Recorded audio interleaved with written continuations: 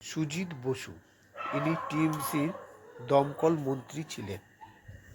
ইনি দমকল মন্ত্রী থাকাকালীন ওই পৌরসভার যে নিয়োগ হয় সেই নিয়োগে হচ্ছে পাইয়ে দিয়েছিলেন, অর্থাৎ এক কথায় চাকরি পাইয়ে দিয়েছিলেন হচ্ছে দমদমের।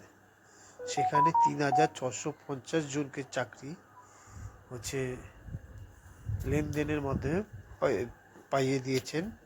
তাছাড়াও আরও ২-৩টা পৌরসভায় তিনি হচ্ছে অনেকে চাকরি পাইয়ে দিয়েছেন পয়সার বিনিময়ে। তো আজকে তাকে ইডি ম্যারাথন 10 ঘন্টা জিজ্ঞাসাবাদ করে, তারপরে তার কথার অসঙ্গতির ফলে তাকে গ্রেপ্তার করা হয়। শেষ খবর পাওয়া পর্যন্ত ইডি তাকে গ্রেপ্তার করে। এখন ধীরে ধীরে টিএমসির অনেক নেতাই গ্রেপ্তার হবে। ভিডিওটি যদি ভালো লাগে ফলো করুন, লাইক করুন, কমেন্ট করুন, শেয়ার করুন। Thank you all friends.